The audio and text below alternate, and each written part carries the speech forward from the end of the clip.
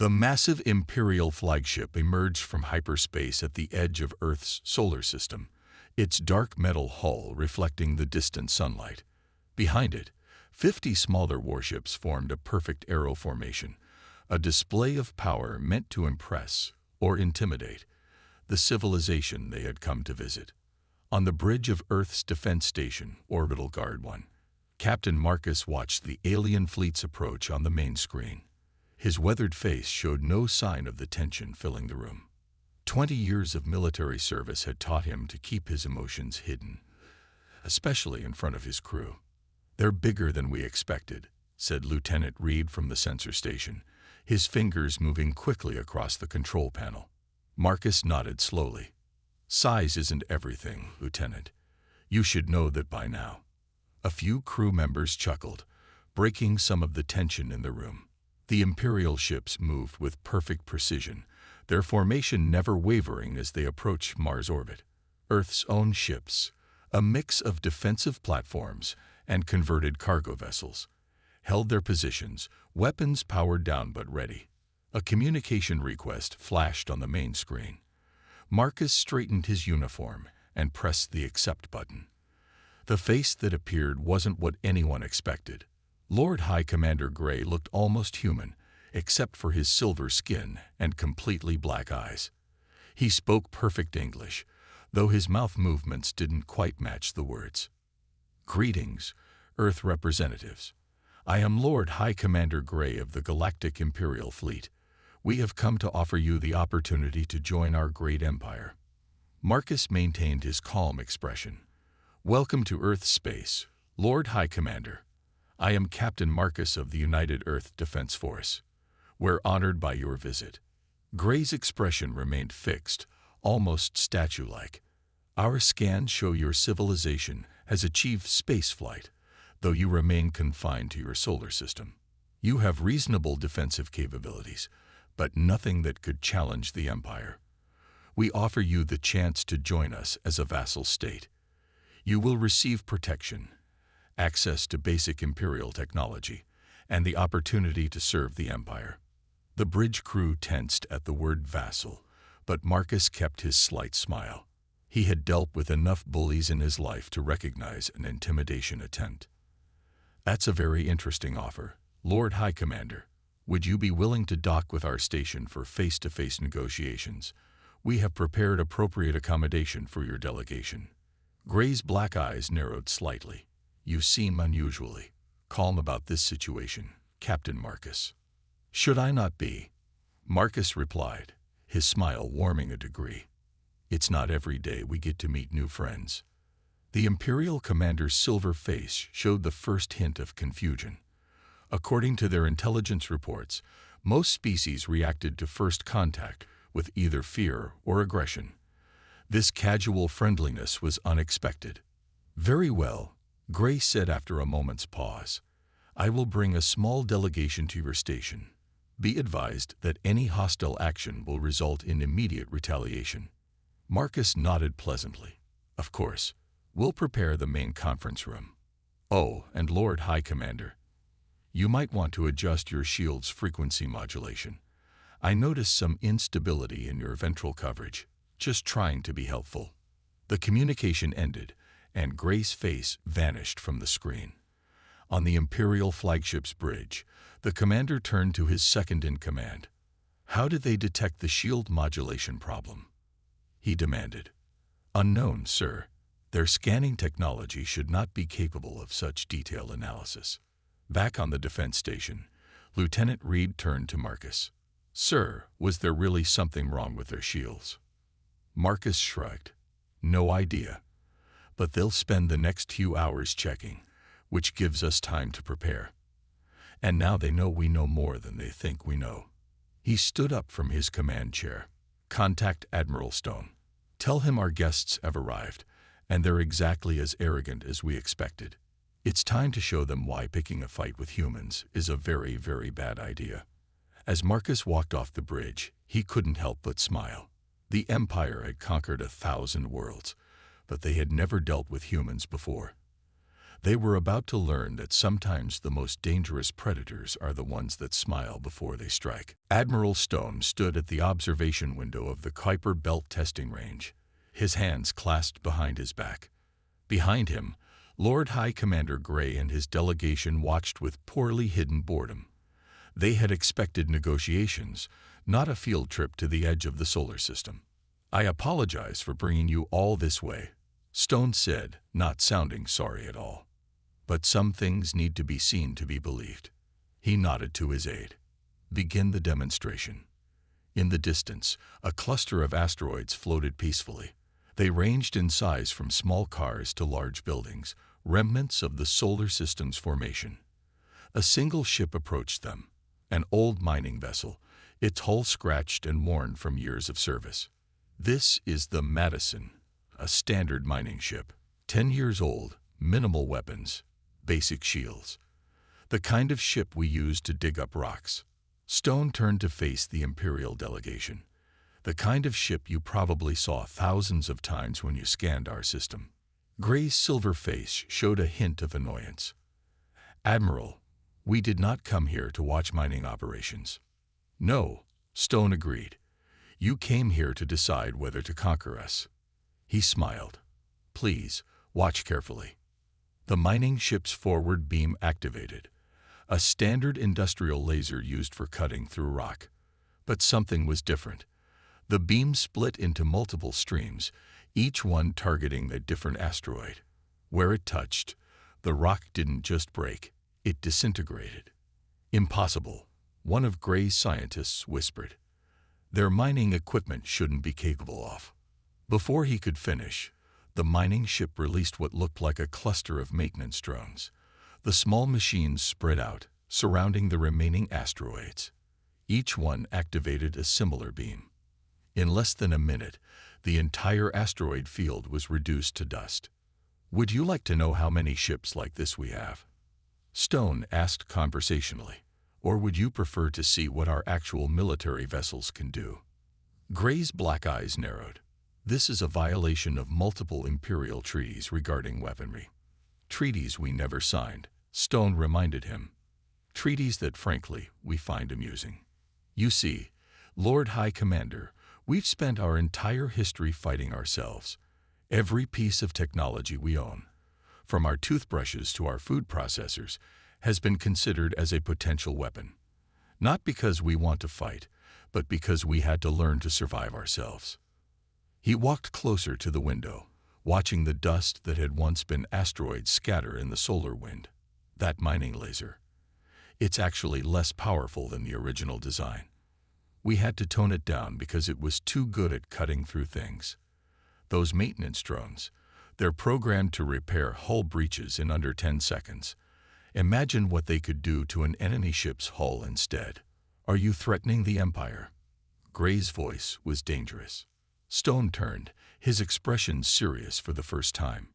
"No, Lord High Commander. I'm warning you. That demonstration wasn't to show you our strength. It was to show you our restraint." He gestured to the viewing window. "Everything you just saw was civilian technology, stuff we use every day. We haven't shown you our weapons. We haven't shown you our warships. We haven't shown you what humans can really do when we're pushed." He stepped closer to Gray, his voice dropping lower. "Go back to your empire. Tell them what you saw here. Tell them that humans don't want war. We've had enough of it. But if they force us to fight, we won't do it like soldiers. We'll do it like humans. And trust me, Lord High Commander, you don't want to see that." Gray stared at him for a long moment.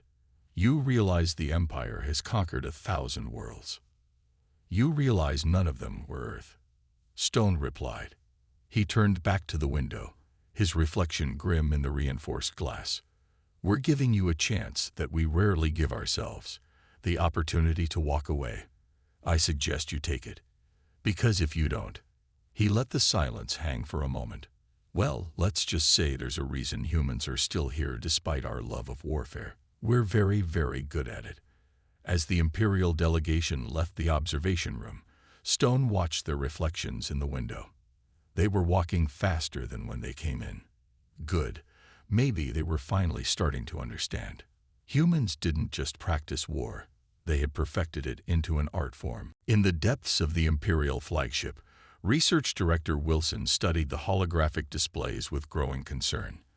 As a human who had chosen to help the Empire understand his species, he found himself in a unique position. The Empire had requested his help in analyzing human history, believing an insider's perspective would help them understand the strange species they had encountered. "Play the sequence again," Lord High Commander Gray ordered, his silver face reflecting the blue light of the hologram. The display showed scenes from human history, ancient battles, modern conflicts, and everything in between. But it wasn't the fighting that disturbed the Imperial observers. It was the speed of advancement. "This can't be correct," one of the Imperial scientists said, checking his datapad. "According to these records, humans went from primitive flight to space travel in less than 70 years. Wilson nodded. "The first powered flight was in 1903. We reached the moon in 1969. He paused, letting that sink in. "Would you like to know what drove that advancement?" Gray turned his black eyes toward Wilson. "Military competition. World War II, Wilson confirmed. "The greatest conflict in human history pushed our technology forward faster than anything before or since. Radar, jet engines, rockets, computers, all of them either invented or perfected because of war." The hologram shifted to show modern Earth. The Imperial scientists watched as ordinary objects transformed in the display. A kitchen knife becoming a weapon, a civilian truck being converted to military use, a passenger aircraft modified for combat. "This is what you're not understanding about humans," Wilson explained. "We don't build weapons. We build tools, and then we figure out how to use those tools to fight. Everything we create has dual purposes." He gestured to the display. "Take smartphones, communication devices that nearly every human carries. In peacetime, they're for talking and entertainment. In war, they become command and control centers, surveillance devices, and navigation systems. That's how humans think. We're always asking ourselves, how could this be used if we needed to fight?" Gray watched silently as the display showed more examples. Civilian GPS systems guiding missiles, construction equipment being used to build fortifications, mining explosives repurposed for combat. "But surely your species must have peaceful periods?" another scientist asked. Wilson laughed softly. "We call those periods preparation time. Even in peace, we train. We compete. We practice. Sports. They're war games without the killing. Video games? Combat simulators. Even our children play games of strategy and conflict." He turned to face Gray directly. "You know what's interesting? Humans invented nuclear weapons, the most destructive devices in our history. Then we invented nuclear power plants. Most species would have done it the other way around. But that's humans for you. We find peaceful uses for our weapons, not just weapon uses for our tools." The hologram shifted again, showing the recent demonstration in the Kuiper Belt. The Imperial scientists watched once more as the mining ship destroyed the asteroid field. "That mining laser." Wilson pointed to the display. "Its original design came from a weapons project. We modified it to be less destructive so it could be used for mining. What you saw wasn't us turning mining equipment into a weapon. It was us letting a weapon return to its original purpose." Gray's face showed the first signs of genuine concern. "You're saying everything in human space is dual purpose," Wilson finished. "Now you're beginning to understand. Those civilian ships you scanned, they're not just transportation, they're potential warships. Those space stations, they're not just habitats, they're potential fortresses. Every human invention, every human creation, has been shaped by our history of conflict." He looked at the displayed images of Earth, his expression thoughtful. "You know what's truly terrifying about humans? We don't want to fight. We genuinely prefer peace. But we never forget how to fight, and we never stop preparing for it." The room fell silent as the implications sank in. The Empire had encountered many warrior species before, but humans were different. They weren't naturally violent. They had learned violence, refined it, perfected it, and then chose to hold it in reserve. That made them far more dangerous than any naturally aggressive species. Director Wilson, Gray said finally, "Would you say humans are peaceful?" Wilson smiled, the same kind of smile Captain Marcus had shown during first contact. "Oh yes, we're very peaceful. We work hard to stay that way." He paused, letting his smile fade. "Because we know exactly what we're capable of if someone forces us not to be." Commander Bright stood on the bridge of his Imperial cruiser, watching the small human mining colony on his view screen. The colony, built into the surface of a large asteroid, looked defenseless. Just a few habitat domes, some mining equipment, and about 50 humans going about their daily work.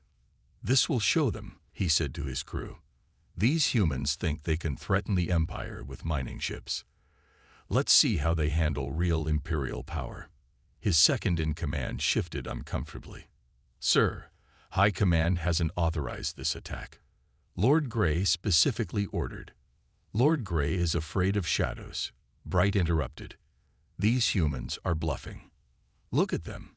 They don't even have proper defensive shields." Without waiting for further discussion, he gave the order. "Target their main habitat dome. One shot should be enough to make our point." The Imperial cruiser's main weapon powered up, its energy readings climbing. On the asteroid below, alarms began to sound. That's when everything went wrong. The defenseless mining equipment suddenly moved with startling speed. Drilling rigs rotated, their industrial cutting beams adjusting to new frequencies. Maintenance robots swarmed out of their storage bays. Even the habitat dome itself changed, its surface shifting like liquid metal. "Sir," the sensor operator called out, "I'm detecting energy signatures everywhere." Before Bright could respond, the drilling beams fired. They weren't the normal red color of mining lasers. They were brilliant white, and they cut through the Imperial cruiser's shields like they weren't even there. "Impossible," Bright shouted. "Those are just mining tools." "Sir, the maintenance robots are attaching themselves to our hull." Another crew member reported, panic in his voice. They're eating through the metal." The habitat dome completed its transformation, revealing itself as a disguised weapons platform. Dozens of small ports opened, launching what looked like simple survey probes. But these probes moved with military precision, surrounding the Imperial ships. Bright finally found his voice. "Return fire. Show them what real weapons can do." The Imperial cruiser fired its main weapon. The beam struck the asteroid and was absorbed completely. A moment later, that same energy was redirected back at them, amplified tenfold. "Hull breach on decks 3 through 7. Someone shouted. "We're losing power." Through the chaos, a calm human voice came over their communication system. "Imperial vessel, this is Mining Colony Beta 6. We warned you to run. Would you like to surrender now, or should we demonstrate what our heavy equipment can do?" Bright stared at his view screen in horror. The mining colony had transformed into a fortress. Every piece of equipment, every structure, every tool had revealed its military capability. And worse, the humans operating them looked calm, almost bored, like they had trained for this countless times. "Sir, 2 of our escort ships just disappeared," his second-in-command reported. "The humans aren't even using weapons. They've turned their ore-processing magnetic fields into some kind of crushing device." The calm human voice spoke again.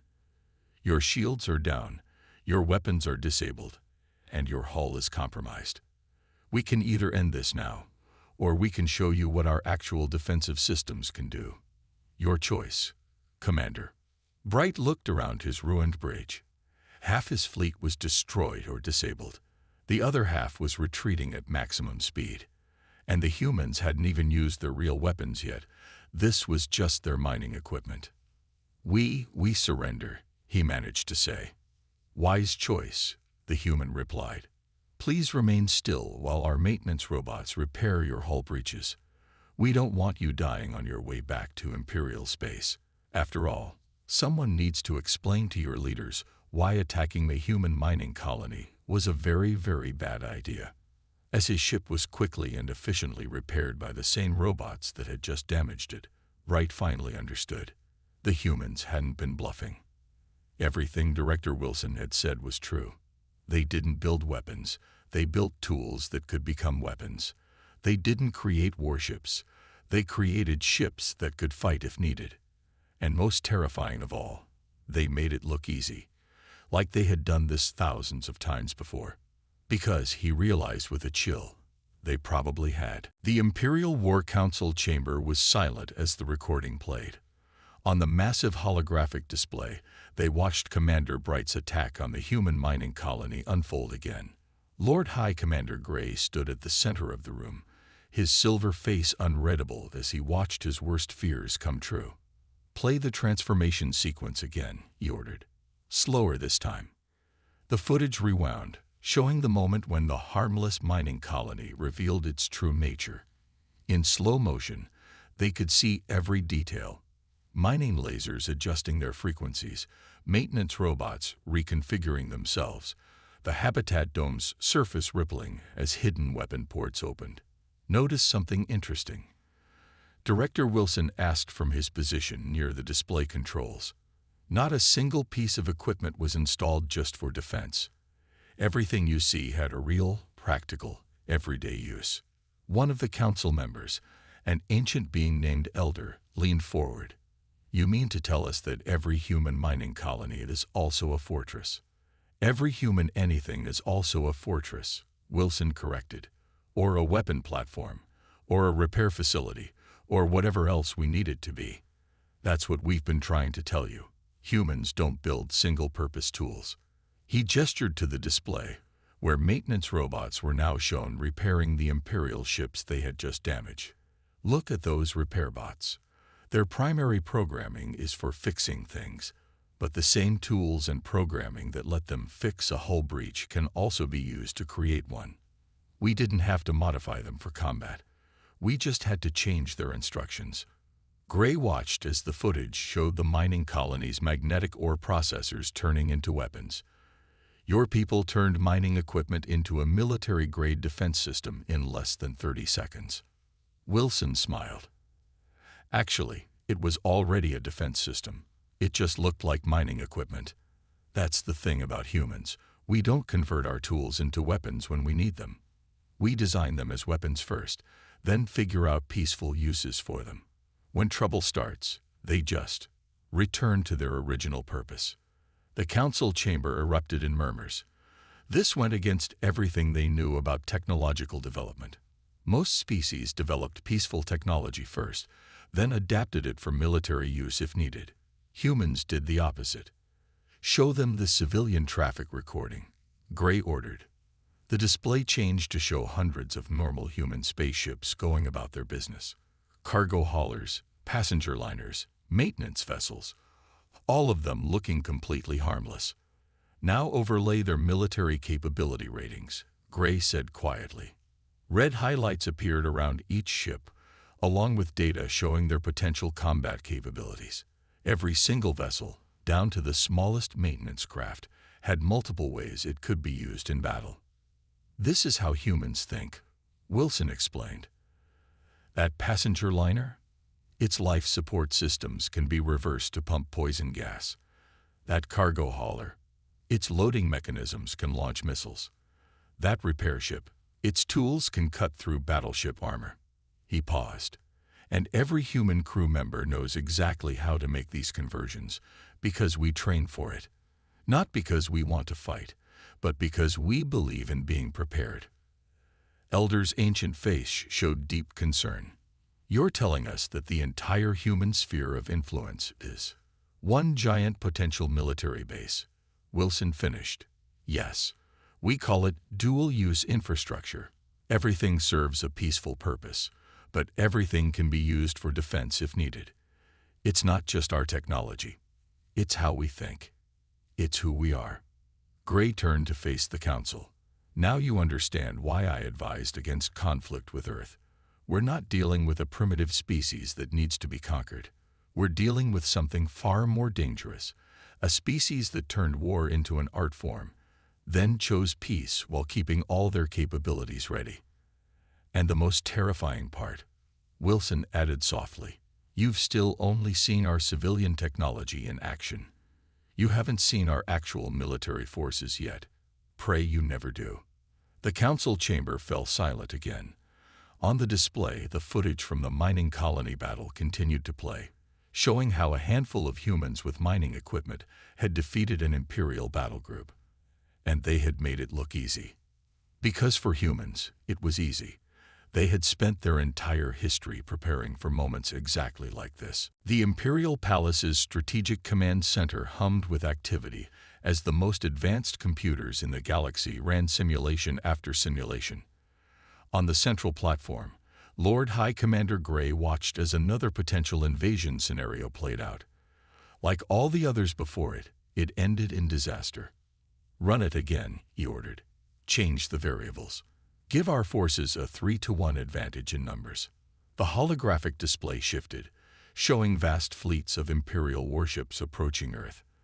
The simulation accelerated, and Gray watched as the seemingly overwhelming force encountered humanity's defenses. The result was the same, devastating losses for the Empire.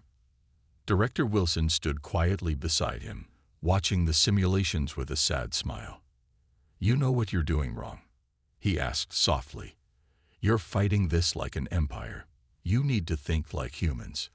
Elder, who had joined them from the War Council, turned his ancient face toward Wilson. Explain. Every simulation you've run assumes humans will fight conventionally. Warships against warships, soldiers against soldiers. Wilson gestured to the display. But that's not how humans wage war. We use everything. Those civilian stations you're bypassing to attack military targets, they're all armed. Those merchant ships you're ignoring, they're carrying weapons. Even the space debris you're flying through could be weaponized. Gray's silver face showed the first signs of frustration. Then how do you defeat an enemy that turns everything into a weapon? You don't, Wilson replied simply. That's what we've been trying to tell you. Humanity doesn't want to fight the Empire. We just want you to understand why you shouldn't want to fight us. A new figure entered the command center, the Emperor's chief advisor, Lord Blake. His presence brought all activity to a halt. The Emperor has reviewed all the data, he announced, including the mining colony incident, Director Wilson's insights, and these simulations. He has reached a decision. The room fell silent. This was the moment that would determine if the galaxy would face its most devastating war, or if something unprecedented would occur. Our analysts have identified several key factors, Blake continued, reading from a glowing datapad. First, humans are the only species we've encountered who developed weapons before developing their peaceful applications. Second, their entire civilization is built on the principle of dual-purpose technology. Third, and most importantly, they show no sign of aggressive expansion despite having the capability for it. He looked up at the assembled leaders. In other words, we have encountered a species that perfected warfare, then chose peace while maintaining all their combat capabilities. The Emperor believes this makes humans unique in the galaxy, and uniquely valuable. Gray's eyes widened. Valuable? Indeed. Blake nodded. The Emperor has decided that humanity will not be offered vassalage. Instead, they will be offered full partnership in the Empire, with equal status to our oldest member species. The command center erupted in shocked whispers. In the Empire's 10,000-year history, no species had ever been offered equal status without first serving as vassals for centuries. The Emperor's reasoning is simple, Blake explained. Any species that could develop such effective military capabilities, yet choose to use them only for defense, has the wisdom we need. The Empire has conquered 1,000 worlds, but perhaps we have something to learn from those who found a better way. Wilson's expression remained carefully neutral. And if we decline this offer? Then you decline, Blake said simply. The Empire will respect Earth's borders and sovereignty. We have no desire to fight an enemy who turned their entire civilization into a weapon, then chose not to use it unless provoked. Gray turned to Wilson. Did you know this would happen? When you showed us your mining colonies and civilian ships, when you demonstrated how everything in human space could become a weapon, did you know it would lead to this? Wilson finally allowed himself to smile. We hoped it would. Humans learned a long time ago that the best way to avoid a fight is to make sure everyone knows exactly what you're capable of.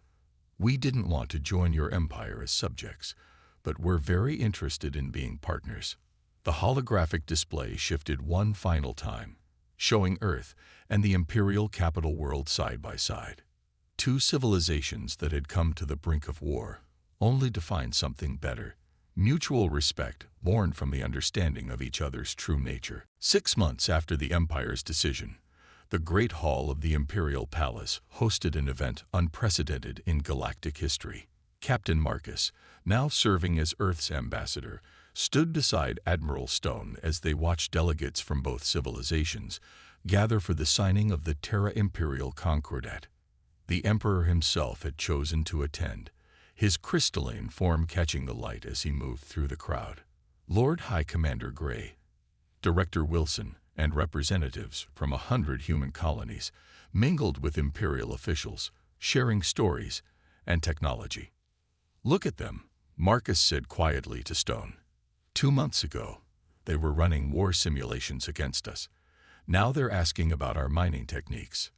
Stone nodded, watching an Imperial engineer excitedly discuss shield modifications with a human maintenance worker. Turns out the best way to avoid a war is to make friends instead. The Emperor approached their small group, his crystalline surface shifting colors in a display of respect. Ambassador Marcus, he said, his voice resonating through the hall. I must admit, when my scouts first discovered Earth, I never imagined this outcome. Marcus smiled. Neither did we, Your Majesty. We expected either a fight or a very long standoff. We never thought our military readiness would lead to peace. That's precisely why it did, the Emperor replied. Your species is unique in the galaxy.